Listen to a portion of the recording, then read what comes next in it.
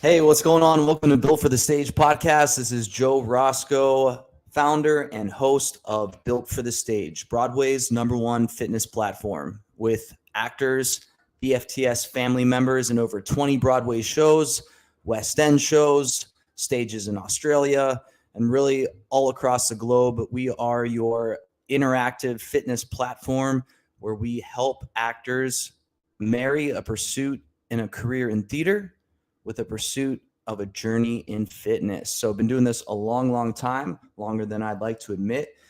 So if you'd like, go to builtforthestage.com and we'll be on our way with a 7-day free trial. Builtforthestage.com. All right, let's get on to our special guest. Special guest as always. They recently opened Almost Famous on Broadway. If you're not familiar with the film Almost Famous, I'll read the synopsis here real quick. The year is 1973, and it's all happening. Led Zeppelin is king, Richard Nixon is president, and the idealistic 15-year-old William Miller is an aspiring music journalist when Rolling Stone magazine hires him to go on the road with an up-and-coming band. I'll stop there. Our special guest plays the mother of William, and they've been in quite a few Broadway shows. Avenue Q, Chess, All Shook Up, love All Shook Up, Xanadu, Beautiful, Almost Famous. Please welcome to Built for the Stage podcast, Anika Larsen. What's up? Happy to be here. Hey, Anika, how are you? I'm great. I'm living the dream, man. Post-COVID, I'm back on a stage. It was awesome. Of course you're living the dream. You're on Built for the Stage podcast. I know. The world famous theater fitness podcast. Can you believe that this is where your career would lead you? It doesn't get better than this. No one's going to believe me when I tell them at the theater tonight. Oh, man. This is going to be fun. I can't wait. I've been doing, I think I'm close to 200 episodes, and you could just tell within the first 10 seconds, you know if the vibe is going to be right. And Anika, you're going to take us on a great journey these next 20 or 30 minutes here. Oh, I'm sure going to try. So, okay, you all just opened the 3rd, yeah? November 3rd? Yep. Okay, so congratulations. What's that like? You have 2 kids of your own, correct? Yes. Yeah. Okay, so was this this character you're playing? Was it easy for you to pull these life experiences and just kind of put them on stage with you? Tell us just a little bit about being a mom and playing a mom in this show. Absolutely. I often think, what would it? So my boys are 5 and 7, and relentless is the number 1 adjective I would use to describe them. They're currently my workout. They get in the way of all the times I want to do yoga. It's them. Yeah, I often wonder what would it have been like if I had done the show 8 years ago before I had them, because I like to think that I'm a good enough actor that I would have nailed it, but I just know that it wouldn't have been as easy. The thing I think you can't prepare for with kids is, and everybody tells you, it's not like a surprise, but is the worry factor. How they actually, you'll worry about your kids, but you don't know how much it is like a knife in your heart, how frequently that feeling happens. And so her whole show is like letting her son go off on this rock tour and then worrying about him. And the timing for this is fun because last night at half hour, so half an hour before the show, I'm FaceTiming with my husband and I'm like, I miss the boys. They're in bed already. And he said, yeah, they tried to bring glow sticks to bed with them, but I took them away. And then I hear screaming, and my 5-year-old is screaming and my 7-year-old is yelling, he got the white stuff in his mouth. And they're sobbing. And I'm like, oh, he just ate glow stick juice. What does that do? And then Freddie goes, I have to go. And then cut to black and I am gone. And it's the first crisis that I have not been there for because I was there all the time during COVID. It's the first time I'm back to work and I can't be there. And I look at my dress, my sweet dresser, Debbie Lou, and I say, I don't know what to do right now because I can't help, but I'm very worried about what this means. And so I texted him and said, just call me back as soon as you can. Because I thought, well, they should be spitting everything out of his mouth right now. I can't interrupt that. That has to be the priority. He calls me back. We're FaceTiming. My son is sobbing. All he wants, I can tell, and all I want is for me to hold him and reassure him he's going to be fine. I should be getting ready for the show at this point, right? And so my husband is like, we got to Google it. We got to Google it. And then sweet Debbie Lou, my dresser's hands, just turns the corner of my dressing room and is holding out, is glow stick juice non-toxic? And it says, yes, it is. And I'm like, God, she's a godsend. And I can reassure my son. But that moment of not being able to be there with him to help him, the pain of that. And I thought, well, hey, if there was ever a show I could use it, it's this one tonight. So we got to an emotional moment in the show and I started crying to the point where I was like, I was so wound up to the point where I was like, actually, Larsen, you got to pull it back together because you have to sing these notes and it's real hard to sing when you're crying. But yeah, that's just one example of the ways that it's just so easy to do because it's so well written. It really feels like I just say the words and sing the lyrics and get out of the way and it's there. It's all there because what Tom Kitt and Cameron Crowe have written is so good. Did you have any familiarity with the story beforehand, like going into the auditions, or did you just kind of go in blind with it? Happily, I didn't audition for it. In 2018, the fall of 2018, my agent called me and he said something he has never said before or since. He said, I want you to be as excited about this project as I am. And I said, what is it? And he said, it's the movie Almost Famous. And I said, I haven't seen it. I mean, we all have the image of Kate Hudson in the glasses or the bus, but I hadn't actually ever seen it. And he said, well, it's the Frances McDormand role. And I said, immediately, done. She's my favorite actor of all time. Every character she plays is compelling, interesting, has an integrity to them that I knew no matter what it was, I would be proud to play it. So then I went and I watched the movie that weekend before rehearsals for the readings started on Monday. And because it was just development stuff, like workshops up in 2018. And I loved it and I loved her in it. And then that whole week when we did this 29-hour reading, the whole week I felt awful. I just felt off my game. And it wasn't until the end of the week that I realized it's because I feel trapped inside Frances McDormand's performance. It's because I don't know how to give any of these line readings, especially the lines that are the same as in the movie. I don't know how to do it differently than her. Why would I ever? She's the best. Why would I ever do it differently than her? And then time passed. I haven't watched it since the fall of 2018 and I won't. My husband and I have a date for us a bottle of wine in the movie the day after I leave the show one day.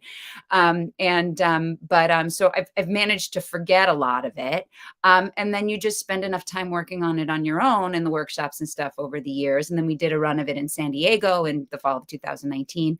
And so I've managed to figure out how to make her my version of it, and just stop worrying about comparisons because how can I control that? And also understanding that the scope of work is different is that I think what she is so masterful at is that in a look, she can tell you volumes and my job is to sing those volumes in songs. And so it's just a different job. And so I'm going to do my job that's in the script and score that I have, which is different than the screenplay she had. I love that insight. Love that kind of picture there of what it is to be on stage in comparison to the screen. 2019, you have the workshop and then that little pandemic happens. How great of a reunion was that when you all got to get back into the room again, whenever you all started back up? Yeah, it was heaven. We actually did a month-long workshop in March before we came back for rehearsals in August. It was like, I kept telling people, I feel like I was a goldfish flopping around on a counter for 2.5 years. And then somebody put me back in my bowl. And I just remembered, this is how I swim. This is who I am. Because all day long, every day with 2 children is too much time with 2 children. And I always knew I wasn't meant to be a stay-at-home mom. I was meant to be a working mom. But if we needed scientific evidence, we got it. I was not at my finest. And my husband is so glad I'm back to work because I don't think I was super pleasant to be around towards the end of that.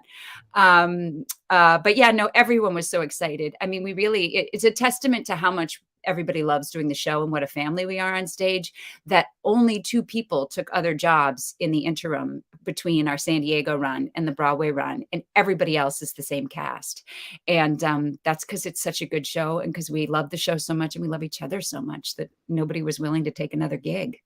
Yeah, wow. You're like a high school or college family as far as like, a 4-year window. You all not quite yet, but 2019 until now, it's and the pandemic, but nonetheless, like that's a long time for one tight knit group to be together. Yeah, no, it's true. It's funny because when we started rehearsals in August, we have had a cast text stream since the fall of 2019. And so I've never gone into rehearsals for a Broadway show with 3 years worth of a text stream history with the cast already, you know? We just had so much history with each other. And there is just a level of trust that you have then on stage with each other, trust and love and support, that just comes so easily because of that history.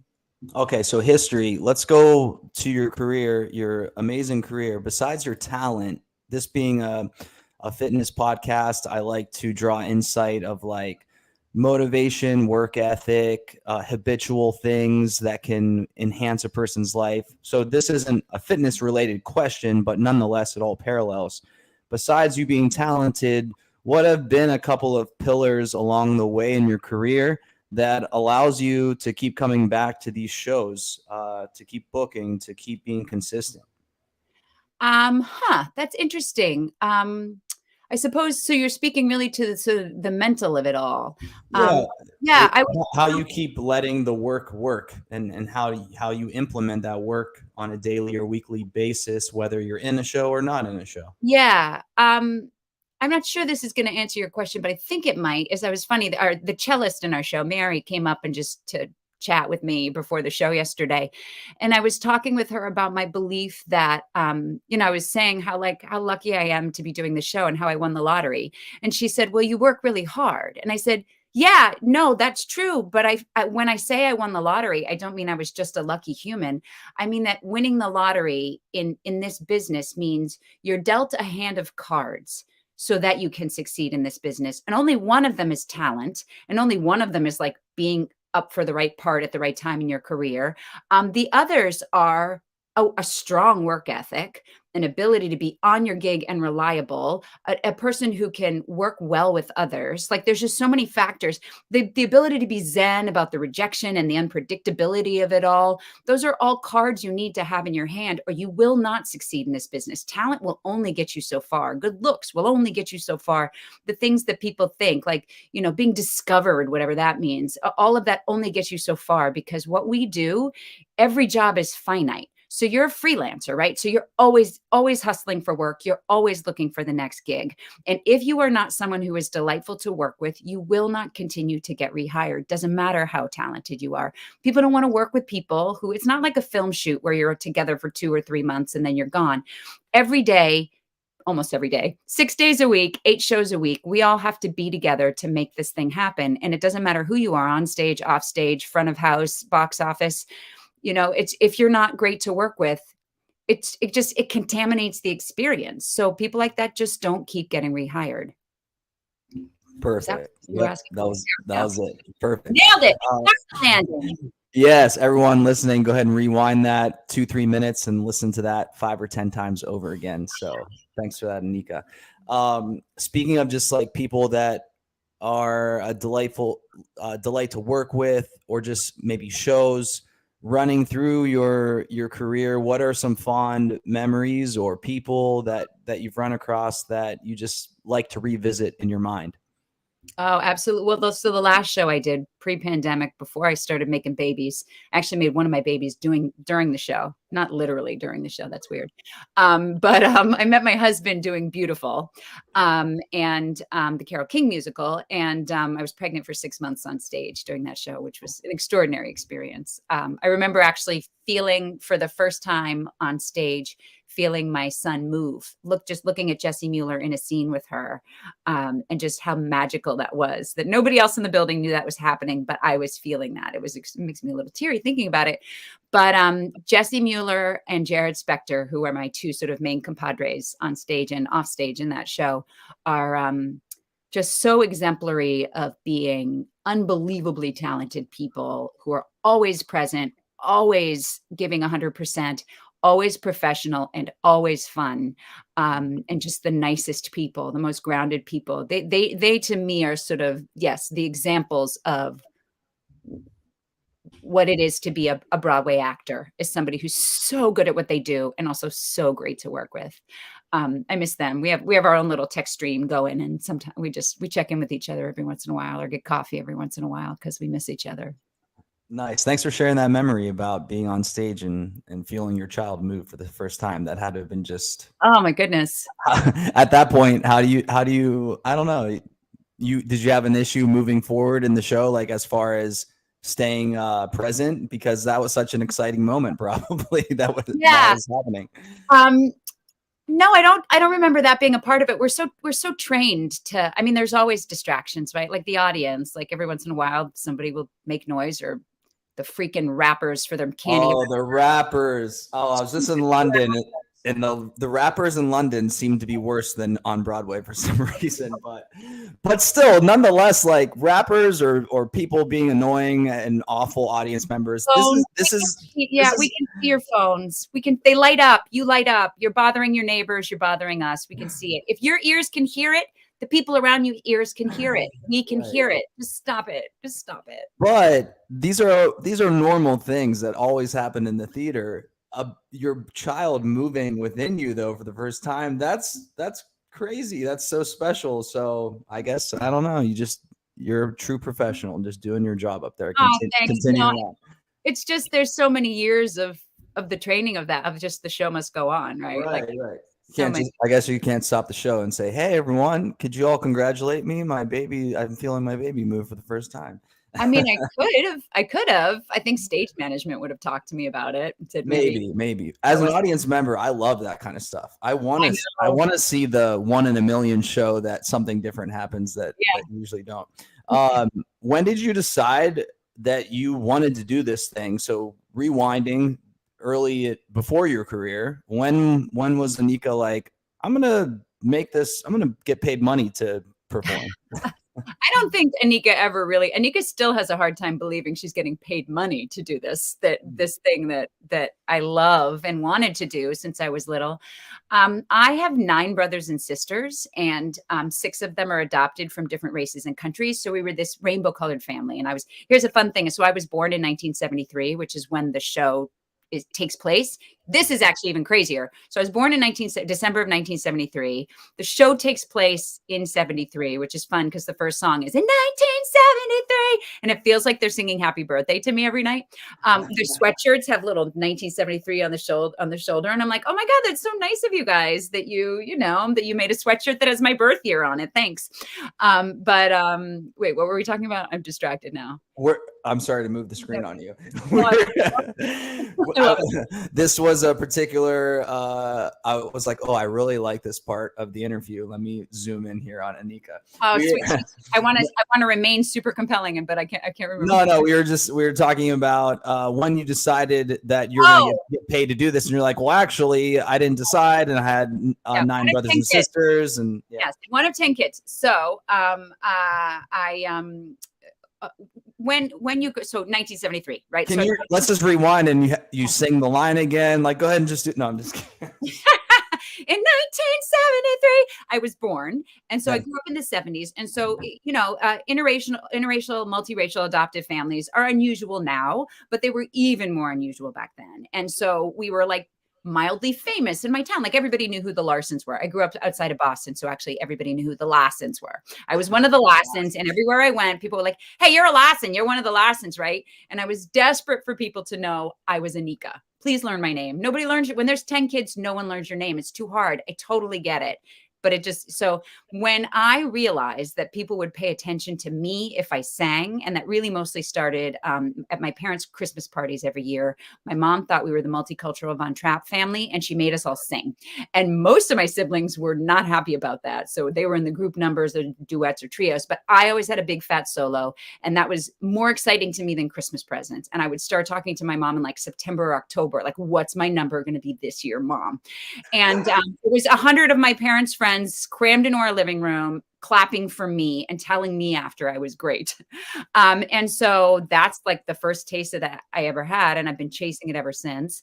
And I was obsessed with Annie and obsessed with musicals. And my dad is the only person in my family who likes theater and sees it when everybody else only sees it when I'm in it because they have to. But he subscribes to the theater in our town. And so he told me, if there's a musical that's touring through Boston that you want to see, I'll take you. And not only was that huge for fostering my love of musical theater, but when there's 10 kids, one-on-one time with your dad is hard to come by. And we would ride the T, which is the subway in Boston. We'd ride the T into Boston together.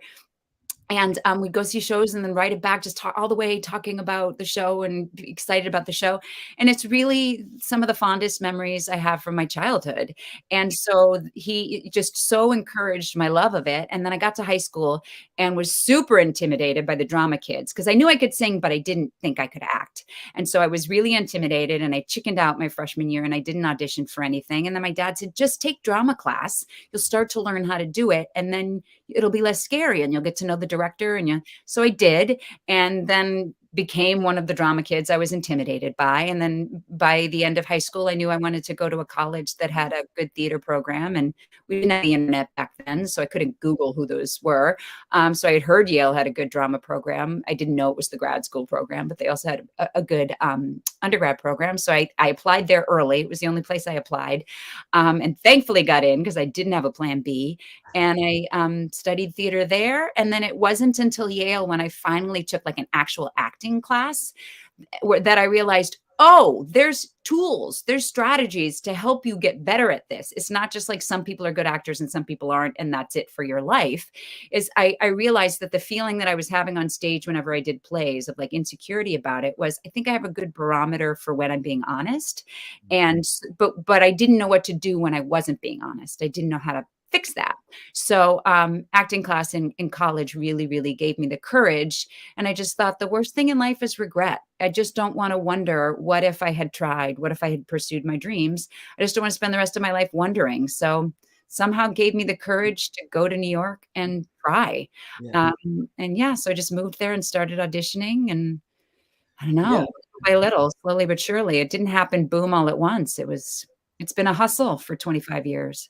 Yeah, I think if we were to highlight some pillars on what makes Anika Larsen successful, one of them you said, I still can't believe that I get paid to do this. So you still have an appreciation, a freshness, a understanding that what you do for a living is not just normal, that you get to do this very special thing. And the other is that awesome viewpoint that you have about regret.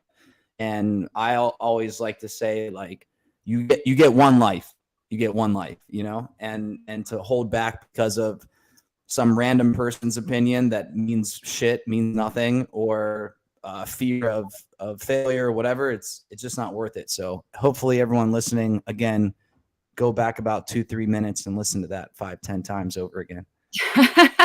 Well, I like what you say, and especially because this is a podcast about fitness. I think that it's really important to remember that if you take care of your body, if you make smart choices. When I talk to the young people, I always say, like, being born when you're born, living in a Western country with modern medicine, if you make smart choices and take care of yourself and don't do drugs and don't do anything stupid like vaping, because I like to remind them that vaping is just about the dumbest thing a human can do. But if you make great choices and you eat right and you drink your water and you get your sleep and you do your exercise, there's just no reason to think you're not going to live till triple digits. And that's a lot of decades to fill with work. And so why not? It used to be in medieval times, people lived till they were 40. So they were a blacksmith because their father was a blacksmith, and that was the end of that. Now you could spend 20 years doing something and still spend 2 more sets of 20 years doing something because you're going to live so long. And so why not try? Also, I think you know, how many people in New York City came to, like when they were 8, like me, I dreamed of being on stage. How many people were like, I'm going to be a manager when I grow up. I'm going to do press for Broadway when I grow up. Not a lot of them, but I think a lot of people come to New York thinking they're going to be in this side of theater. And then actually they're riding the river and the river takes them a different direction than they thought they were going to go. There are hundreds of thousands of people who in some way make theater in New York City happen who aren't on the stage. And they are just as important and they are just as much a part of this village of theater people as anyone. And so if you want to be in it, you can be in it. And also life you might think that you want to be on stage and then just realize I don't have the constitution for this. I don't like this life. I want to do this part of theater. Yeah. And that's really true really for anything. It's not just for theater. That's for everything. It's just pursue what you think you want. And then who knows where life might take you. Yeah, you never know. I'm kind of the walking proof of what you just said. My break from acting is maybe like over 8 years now, that I was like, I'm just going to take a break. And the break has been 8 years. And I look at where I am now, and then I look back and I'm like, wow, all those things that happened to me growing up and into my early adult life led to this moment of where I'm at. So you just have to be looking for the open doors and be willing to run through them for sure. Yeah, indeed. Anika, for now, I mean, I feel like I should have like a part 2 through 10 with you and just keep inviting you back on the podcast. But the amount of times that I have said already and wanted to tell the listeners to rewind and listen to these moments again and again is becoming infinite. So I really appreciate your time carving that out on a Friday. I hope you have a fabulous night. I'm assuming you have a show this evening, so I hope you have a great performance. Everyone, if you're in the New York City area, make sure you go see Anika in Almost Famous. I'm sure she is as lovely on stage as she is in this interview. So thanks so much, Anika. You got it. Thank you. All right. Bye-bye. All right, everyone. Anika Larsen from Almost Famous. Wow. You never know what you're walking into as a host sometimes when you haven't met these people before. And I'm just, that made my day. That was awesome to speak with Anika. So again, Almost Famous, go see Anika Larsen and the rest of the cast on Broadway. I'm Joe Roscoe with Built for the Stage. Actors are athletes. Train like one. Later.